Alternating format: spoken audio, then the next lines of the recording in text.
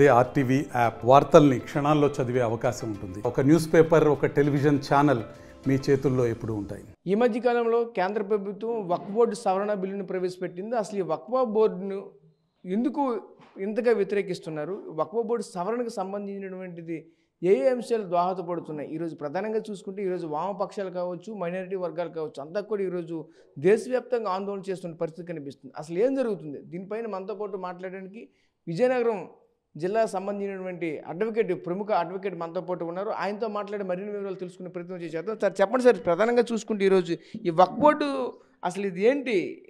దీని యొక్క పూర్వపరాలు ఏంటి? దీని యొక్క ప్రధాన ఉద్దేశం ఏంటి? అసలు ఏం జరుగుతుంది? ఎందుకని చేత ఇంతగా ఈరోజు దేశవ్యాప్తంగా కూడా ఈరోజు మైనారిటీ వర్గాలు కావచ్చు, అలాగే వామపక్షాలు కావచ్చు, అంతా కూడా ఉవ్వెత్తిన ఎగసిపడేలా ఈరోజు ఆందోళన చేస్తున్న పరిస్థితి కనిపిస్తుంది. ఎందుకు ఇంత తీవ్ర ఆందోళన చేయడానికి కారణాలు ఏంటి? ఏం జరుగుతుంది? ఇది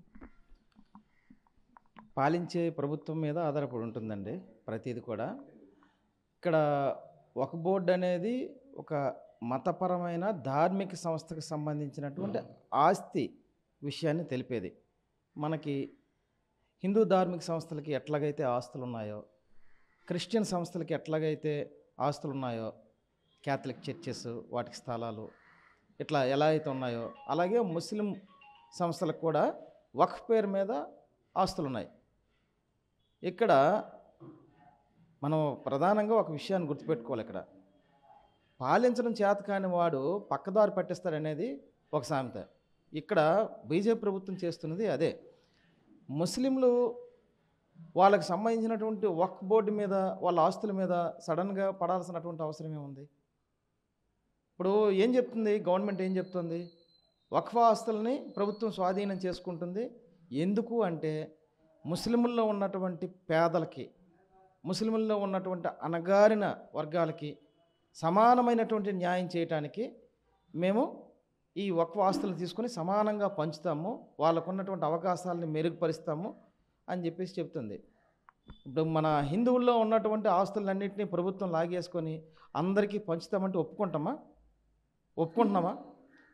రెండోది, వక్ఫ్ బోర్డులోన ముస్లిమేతరులను పెట్టడం అంటే మన హిందువులను కానీ లేదంటే క్రిస్టియన్స్ని కానీ బోర్డు సభ్యులుగా నియమించడం అనేది సరైందా? ఇప్పుడు మన హిందూ సంస్థల్లో మన బోర్డుల్లో ముస్లింలు పెడతామంటే మనం ఒప్పుకుంటామా?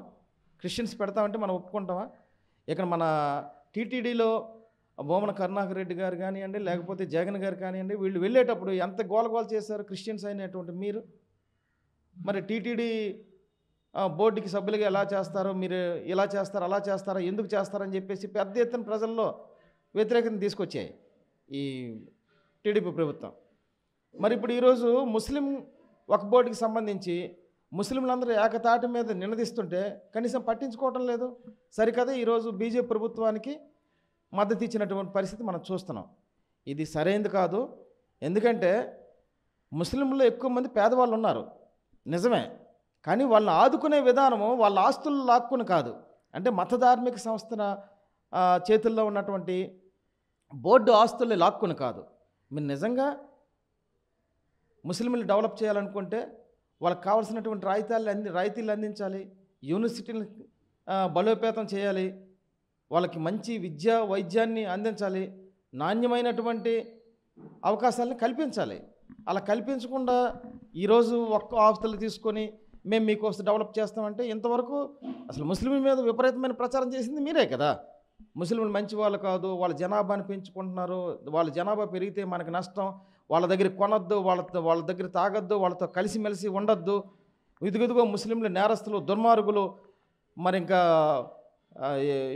ముస్కర్లు అని చెప్పేసి, ఉగ్రవాదులు అని చెప్పేసి చాలా పెద్ద ఎత్తున ప్రచారం చేసినటువంటి బీజేపీ ఆర్ఎస్ఎస్ టీమ్స్ ఏవైతే ఉన్నాయో ఈరోజు ఏమొచ్చి సడన్గా ఒక్కసారి మారిపోయి ముస్లింలకి మేలు చేస్తాం, ముస్లింలందరికీ న్యాయం చేస్తాం అని చెప్పేసి అనడం అనేది హాస్యాస్పదంగా అనిపిస్తుంది కదా. ఇదంతా కేవలం ఉత్తి మోసకారి మాటలు. గుజరాత్లో మనం చూసాం, గోద్రా అల్లర్లు సృష్టించిందే అందుకోసం. ప్రత్యేకించి ముస్లిం ఆస్తులు ఏవైతే ఉన్నాయో సబర్మతి ఎక్స్ప్రెస్ వెళ్ళే ట్రాక్కి ఇరువైపులా, అటువైపు ఇటువైపు ముస్లింల ఆస్తులు ఏవైతే ఉన్నాయో ఆ ఆస్తులన్నింటినీ ఖాళీ చేయించేసి వాళ్ళ అధీనంలోకి తెచ్చుకోవాలనేటువంటి కుట్రతో జరిగినటువంటి వ్యవహారం అది తప్పితే నిజంగా జరిగిన గొడవలు కాదు. కాబట్టి అదే బీజేపీ గవర్నమెంట్ ఈరోజు దేశంలో ఉన్నప్పుడు ముస్లింల మీద, క్రైస్తవుల మీద, మైనార్టీల మీద దాడులు చేస్తే వాళ్ళ ఆస్తులన్నింటినీ లాక్కొని వీళ్ళు అభివృద్ధి చెందాలనుకోవడం సరైనది కాదు. ఈరోజు అశాంతికి, అసహనానికి దేశాన్ని గురి చేస్తూ కార్పొరేట్లకి, అంటే అదానీకి, అంబానీ లాంటి వాళ్ళకి అడ్డంగా దోచిపెడుతున్నటువంటి పరిస్థితిని మనం చూస్తున్నాం. ఈరోజు ముస్లింల మీద దాడి చేస్తుంది బీజేపీ గవర్నమెంట్, రేపు క్రిస్టియన్స్ మీద దాడి చేస్తుంది, ఎల్లుండి దళితుల మీద, అవతలాడి ఎస్టీల మీద, ఆ తర్వాత బీసీల మీద. ఖచ్చితంగా ఇదే జరుగుతుంది. కాబట్టి ఏదైతే బీజేపీ హిందూ పేరు చెప్పుకొని ఈ దుర్మార్గాలకు పాల్పడుతుందో దాన్ని గుర్తించాల్సినటువంటి బాధ్యత, అవసరమైతే మాత్రం ప్రజల మీద ఉందని నేను ఘంటాపదంగా చెప్పగలను. ఎందుకంటే నిజంగా నువ్వు హిందువుల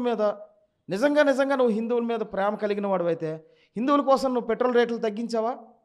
హిందువుల కోసం నువ్వు గ్యాస్ రేట్లు తగ్గించావా? హిందువులకి ఏమైనా అవకాశాలు కల్పించావా? హిందువుల ఆస్తులకు రక్షణ కల్పించావా? లేదే. మరి అటువంటప్పుడు నువ్వు ముస్లింల మీద ప్రేమ పుట్టుకొచ్చేసి ఆస్తులన్నీ తీసేసుకొని నేను ముస్లింకి న్యాయం చేస్తానని చెప్పి చెప్పడం అనేది నువ్వు ఎంతవరకు సరైంది? కాబట్టి ప్రజలు ఈ హిందూ పేరు మీద నడుపుతున్నటువంటి ఉగ్రవాదులు ఎవరైతే ఉన్నారో వాళ్ళని గుర్తించాల్సినటువంటి అవసరం, బాధ్యత అయితే ఉందని చెప్పేసి నేను ఒక హిందువుగా నేను చెప్తున్నాను. కాబట్టి ప్రజలందరూ ఆలోచించాల్సినటువంటి బాధ్యత అయితే ఉంది. ఈరోజు ముస్లిం లా బోర్డు చెప్తోంది, మా ఆస్తులు మా ఇష్టం, అది చట్టపరంగా రాజ్యాంగబద్ధంగా మాకు వచ్చినవి, దాన్ని దేనికైనా వినియోగించుకొని ముస్లింలకి మేలు చేసేటటువంటి బాధ్యత మాది, మీరు జోక్యం చేసుకోవడం ఏంటి అని చెప్పేసి పిటిషన్లు వేశారు. ఈరోజు అన్ని పార్టీల వాళ్ళు ఈరోజు సుప్రీంకోర్టులో పిటిషన్లు వేశారు. ఈ వక్ఫ్ బోర్డుని, దానికి సంబంధించినటువంటి చట్టాలని మరొకసారి పరిశీలించండి అని చెప్పేసి పిటిషన్లు వేశారు. ధర్మాసనం కూడా చెప్పింది, చాలా క్లియర్గా చెప్పింది ధర్మాసనం, వక్ఫ్ బోర్డులో ముస్లిమేతరులని మీరు ఎలా పెడతారు? హిందూ ధార్మిక సంస్థల్లో ముస్లింలని, క్రిస్టియన్లు పెడితే మీరు ఒప్పుకుంటారా అని చాలా క్లియర్గా సుప్రీంకోర్టు అడిగింది. దానికి సమాధానం చెప్పాల్సిన బాధ్యత కేంద్ర ప్రభుత్వం నడుపుతున్నటువంటి బీజేపీ పైన ఉంది. ఈరోజు దాన్ని తప్పించుకునే మార్గాలు వెతుక్కుంటున్నారు. కాబట్టి మనం ఎలాగైతే మన మత విశ్వాసాలని మనం గౌరవించబడాలని మనం కోరుకుంటామో అలాగే ప్రతి మత విశ్వాసాన్ని గౌరవించబడాలని రాజ్యాంగమే ఇచ్చింది, చట్టంలో రాసి ఉంది. అది ఎవరు మత విశ్వాసాలని దెబ్బతీయకూడదు, వాళ్ళ మనోభావాలు దెబ్బతీయకూడదు, అందరూ కలిసిమెలిసి నడవాలి. ఆర్టికల్ 51AH ప్రకారము శాస్త్రీయ దృక్పథాన్ని ప్రజలు పెంచుకోవాలి అని చెప్పేసి రాసి ఉంది. కానీ దాన్ని తొంగలో తొక్కి ఈరోజు విపరీతమైనటువంటి విషప్రచారం చేస్తూ ప్రజల్లో అనైక్యతను సృష్టిస్తూ ప్రజల్లో విపరీతమైనటువంటి మూఢనమ్మకాల వైపు నడిపిస్తూ ప్రభుత్వమే ఈరోజు నేరాలకు పాల్పడేటటువంటి పరిస్థితిని మనం చూస్తున్నాం. ఇది సరైనది కాదు. కాబట్టి ముస్లింలు నిజంగానే వాళ్ళు అణగారిన వర్గాలతో సమానం. ఈరోజు దళితులకి దగ్గర జీవితం ముస్లింలు గడుపుతున్నారు. ఇక్కడ ముస్లింలు ఎక్కడ కూడా సరైనటువంటి విద్య, ఉపాధి అవకాశాలు లేకుండా దయనీయమైనటువంటి పరిస్థితుల్లో మేము చూస్తున్నాం. ఆటోమొబైల్ రంగంలోనూ, మరి ఇంకా ఎలక్ట్రికల్ రంగంలోనూ, మరి ఇంకా చిన్న చిన్న పనులు చేసుకుంటూ ముస్లింలు బతుకుతున్నటువంటి పరిస్థితిని మేము చూస్తున్నాం. వాళ్ళ పరిస్థితి దళితుల కంటే కూడా దారుణంగా ఉంది, దళితుల కంటే కూడా నిజానికి. కాబట్టి అటువంటి దారుణమైన పరిస్థితిలో నివసిస్తున్నటువంటి ముస్లింలకి మన దేశంలో రక్షణ కల్పించి అవకాశాలు కల్పించాల్సినటువంటి బాధ్యత మనదే. ఏదో బంగ్లాదేశ్లోనో ఇంకెక్కడో హిందువుల మీద దాడి చేస్తే నువ్వు చాలా పెద్ద ఎత్తున అరుస్తున్నావు, అక్కడ హిందువులకి రక్షణ లేకుండా పోతుంది, రక్షణ కల్పించండి అని. మన దేశంలో ఉన్నటువంటి ముస్లింలకు నువ్వు చేస్తున్నది ఏంటి? నువ్వే రక్షణ కల్పిస్తున్నావు? ముస్లింల మీద దాడి చేస్తున్నావు, క్రిస్టియన్స్ మీద దాడి చేస్తున్నావు. అంటే మన దేశంలో ఉన్నటువంటి మైనార్టీల మీద నువ్వు దాడులు చేస్తావు, వేరే దేశంలో ఉన్నటువంటి మన వాళ్ళ మీద, మన వాళ్ళకి ఏ రకమైనటువంటి జరగకూడదు, మన వాళ్ళకి హక్కులు భద్రంగా ఉండాలి, మన వాళ్ళ హక్కులు పరిరక్షించబడాలని చెప్పేసి నువ్వు అడిగే హక్కు నీకుందా? సరైనది కాదు కదా ఇది. మన దేశంలో ఉన్న మైనార్టీలను నువ్వు గుర్తించడం, గౌరవించడం ఫస్ట్ నేర్చుకోవాలి. ఆ తర్వాత వేరే దేశంలో ఉన్నటువంటి మన ప్రజలకు రక్షణ కల్పించండి. ఇదిగో మా దేశంలో మేము ముస్లింలకు న్యాయం చేస్తున్నాం, క్రిస్టియన్స్కి న్యాయం చేస్తున్నాం, వాళ్ళ హక్కులకు రక్షణ కల్పిస్తున్నాం అనేది ఫస్ట్ నువ్వు చూపించి వేరే దేశంలో ఉన్నటువంటి మన ప్రజలకు రక్షణ కల్పించాలని కోరాలి. అలా జరగటం లేదు ఇక్కడ. కాబట్టి నీకు ఒక న్యాయము, వేరే దేశంలో ఉన్న వాళ్ళకి ఒక న్యాయమా? ఇది సరైనది కాదు. కాబట్టి ప్రభుత్వం నడుపుతున్నటువంటి పెద్దలు ఎవరైతే ఉన్నారో వాళ్ళ ఆలోచనల్లో మార్పు రావాలి. ప్రజల పట్ల ప్రజలందరినీ సమానంగా చూసేటటువంటి ఆర్టికల్ 14 ఏదైతే ఉందో రాజ్యాంగం కల్పించినటువంటి హక్కు, దాన్ని నిర్వీర్యం చేయకుండా దాన్ని సక్రమైనటువంటి మార్గంలో నడిపించేటటువంటి బాధ్యతని ప్రభుత్వం తీసుకోవాలి. ఒక అడ్వకేట్గా మేము కోరుకునేది అది ఒకటే, all are equal before law. There is no except anyone. పెద్దవాడికైనా పేదవాడికైనా ఏ మతస్థుడికైనా చట్టపరమైనటువంటి హక్కులు సమానంగా ఉండాలి. కాబట్టి ఆ హక్కుల్ని అందించేది రాజ్యాంగం. ఆ రాజ్యాంగాన్ని కాపాడాల్సినటువంటి బాధ్యత రాజ్యాంగం మీద ప్రమాణం చేసి వచ్చినటువంటి నేతలది. కాబట్టి దాన్ని సక్రమంగా ప్రజలందరికీ సమానంగా పంపిణీ చేయాల్సినటువంటి బాధ్యత అడ్మినిస్ట్రేటివ్ వర్క్ది. కాబట్టి ఈరోజు ఈ రెండు అంటే రాజకీయ వ్యవస్థ, అడ్మినిస్ట్రేటివ్ వ్యవస్థ రెండు కలిసి పనిచేస్తేనే ప్రజలకు సక్రమైనటువంటి అంతే అనేది మేము కోరుకుంటున్నది. కాబట్టి ప్రజలందరూ ఈ విషయాల మీద అవగాహన పెంచుకోవడానికి ప్రయత్నించాలని చెప్పేసి నేనైతే కోరుకుంటున్నాను. అంటే ఈ వక్ఫ్ బోర్డు ప్రధానంగా ఒకటే చెప్పుకొస్తున్నారు. ఏదైతే ఈ వక్ఫ్ బోర్డుకి సంబంధించినటువంటి ఆస్తులు ఏవైతే ఉన్నాయో ఆస్తుల్ని హిందువులు కూడా గత ఎన్నో దశాబ్దాల కాలంగా వాడుతున్నటువంటి వాళ్ళ ఆధీనంలో ఉన్నటువంటి ఆస్తులను కూడా ఈరోజు వక్ఫ్ బోర్డు ఒకసారి అది మాది ఆ ఆస్తి ఆయన ఒకసారి అంటే ఇంకా పూర్తిగా అక్కడ ఉన్నటువంటి చట్టాలు కానీ అలాగే అక్కడ ఉన్నటువంటి న్యాయస్థానాలు కానీ పూర్తిగా ఎటువంటి సమాచారం కానీ ఏమీ ఇవ్వలేనటువంటి పరిస్థితి కనిపిస్తుంది. దీన్ని ఏ విధంగా చూడాలి? అంత కఠినంగా ఎందుకు పెట్టారు ఆ వక్ఫ్ బోర్డుని? అంటే వక్ఫ్ ఆస్తులు ఏవైతే ఉన్నాయండి, ఆ వక్ఫ్ ఆస్తుల మీద వచ్చినటువంటి కవులు, వక్ఫ్ ఆస్తుల్ని రెంట్కి ఇవ్వడం ద్వారా వచ్చినటువంటి అద్దె, ఇవన్నీ కూడా ముస్లిమ్స్ వాళ్ళ అవసరాలకి లేదా వాళ్ళ దైనందిన కార్యక్రమాలకి అంటే విద్యకు సంబంధించి ఉపాధికి సంబంధించినటువంటి వాటి ఖర్చు పెడుతుంది ముస్లిం లా బోర్డు. దాని బాధ్యత అది. అలాగే జమైతే ఇస్లామిక్ హిందూ అని ఒక ఆర్గనైజేషన్, ఇట్లా ముస్లిమ్స్లో కూడా చాలా ఆర్గనైజేషన్స్ ఉన్నాయి. ఇవన్నీ కూడా వక్ఫ్ పరిరక్షణను చూస్తూ వాటి నుంచి వచ్చే ఆదాయాన్ని ముస్లింలకి విద్యా ఉపాధి రంగాల్లో సక్రమంగా ఖర్చు పెట్టే విధంగా దాన్ని దాన్ని చూడటానికి ప్రయత్నిస్తున్నాయి. మనకి ఎలాగైతే ఇప్పుడు మనకి సింహాచలం దేవస్థానం ఉందండి. సింహాచలం దేవస్థానం కింద కొన్ని లక్షల ఎకరాల భూమి ఉంది. ఆ లక్షల ఎకరాల భూమిని కౌలుకి ఇస్తున్నారు. ఆ కౌలు ద్వారా వచ్చినటువంటి ఆదాయాన్ని దేవాలయ నిర్వహణకి, ధూపదీప నైవేద్యాలకి, మరి ఇంకా కొన్ని ప్రజా సేవలకి ఉపయోగించడం అనేది జరుగుతుందా లేదా? మరి ముస్లిమ్స్లో కూడా వక్ఫ్ బోర్డు ఆధ్వర్యంలో ఆ రకమైనటువంటి సేవా కార్యక్రమాలన్నీ జరుగుతున్నాయి. ఇప్పుడు సడన్గా మీరు దాని మీద పడాల్సినటువంటి అవసరం ఏముంది? ఇప్పుడు వక్ఫ్ అని అంటే వాళ్ళు చెప్తున్నారు, చాలా స్పష్టంగా ఉంది అందులోన, దేవుడికి ఇచ్చేటటువంటి భూమి ఏ వ్యక్తి అయినా తన తదనంతరం ఇది ఎవరికి చెందకూడదు, ఈ దేవుడికి చెందాలి. దేవుడికి అంటే అర్థం ఏంటి? దేవుడి పేరు మీద ఉన్నటువంటి ప్రజలకి, అంటే దేవుడిని నమ్ముకుంటున్నటువంటి ప్రజలకి అని అర్థం. ఆ దేవుడికి రాసిచ్చేస్తున్నారు భూమిని. ఆ దేవుడికి రాసిచ్చిన భూమి మీద వచ్చేటటువంటి అద్దె, కౌలు ఇవన్నీ కూడా ఆ ప్రజలకి వాళ్ళు సక్రమంగా ఖర్చు పెట్టాలనేది జరుగుతున్నది. మన టీటీడీ బోర్డులో కూడా అదే జరుగుతుంది. మనం విరాళాలు ఇస్తాం. ప్రతి సంవత్సరం నేను వెళ్ళి హుండీలో డబ్బులు వేస్తున్నాను, నా కడియం వేస్తున్నాను. ఇవన్నీ కూడా ఒక దగ్గర పోగేసిన తర్వాత ఆ డబ్బుల్ని మనం అన్నప్రసాదం ఉంది, వెంగమాంబ అన్నప్రసాదం, మనకు భోజనం పెడుతున్నారు, సరైన అవకాశాలు కల్పిస్తున్నారు.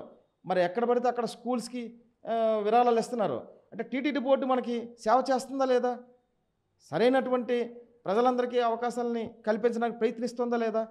అలాగే ధార్మిక సంస్థలన్నీ కూడా తన పరిధిలో తమ మత విశ్వాసాలను అనుసరించి నడిచేటటువంటి ప్రజలకి కొన్ని అవసరాలు తీర్చడానికి కావలసినటువంటి పోగుపడినటువంటి డబ్బుల్ని అందించడానికి ప్రయత్నిస్తున్నాయి ధార్మిక సంస్థల ద్వారా. అది తప్పేంటి? నువ్వు సడన్గా ఈ బోర్డులోని మేము కూడా ఉండాలి, నీ బోర్డులోని ఏం జరుగుతుందో మాకు తెలియాలి, మీ ఆస్తుల మీద మాకు అధికారం ఉండాలి అని చెప్పడంలో అర్థం లేదు కదా. అది సరైనది కూడా కాదు. కాబట్టి ఇంకొకరి మత విశ్వాసాల్లో జోక్యం చేసుకొని వాళ్ళ మత విశ్వాసాలు దెబ్బతీసే విధంగా, వాళ్ళ మనోభావాలు దెబ్బతీసే విధంగా ప్రవర్తించే హక్కు నీకైతే రాజ్యాంగం ఇవ్వలేదు. కాబట్టి రాజ్యాంగాన్ని కట్టుబడి పరిపాలించేవారు ఎవరైనా సరే తెలుసుకోవాల్సినటువంటి విషయం ఇది. దీని మీద ప్రజలు కూడా అవగాహన పెంచుకోవాల్సినటువంటి అవసరం ఉంది. Okay sir, thank you. ఇది పరిస్థితి చూసాం కదా. ప్రధానంగా చూసుకుంటే ఒకటే చెప్పుకోవాల్సిన పరిస్థితి కనిపిస్తుంది. మన దేశం లౌకిక రాజ్యాంగం అయితే అనుసరించి ఉంది. ఇదే క్రమంలోనే ప్రతి ఒక్క మతాన్ని కూడా గౌరవించాలి. ఏదైతే మతాలకు సంబంధించినటువంటిది ప్రతి ఒక్క ధార్మిక సంస్థలు ఉంటున్నాయి, అయితే ఆ ధార్మిక సంస్థలకు అనుకూలంగా ఏదైతే ఉంటుందో అదేవిధంగా కొనసాగిస్తేనే అందరూ కూడా క్షేమంగా ఉంటారని ఈరోజు మనతో పాటు చెప్పుకోవాల్సిన పరిస్థితి కనిపిస్తుంది. కెమెరా పర్సన్ నాయుడుతో రాజేష్, టీవీ విజయనగరం నుంచి. జేఈఈ మెయిన్ 2025 ఫలితాల్లో ఓపెన్ కేటగిరీలో 2 ఆల్ ఇండియా ఫస్ట్ ర్యాంకులు సాధించి సెన్సేషనల్ రికార్డు సృష్టించిన Shri Chaitanya. I am Devratna Majid. I have scored a perfect received 300 out of 300 in JEE Main 2025. Excited to share my experience with Sri Chaitanya's champions. Best aspects of the AITS is the in-depth performance analysis provided after each test. Thanks to Sri Chaitanya AITS. Hi, my name is Ajay Reddy. I scored 300 out of 300 in JEE Mains Session 2. The 3 do's are working hard about something that you wanted, follow your teacher, follow your parents' advice.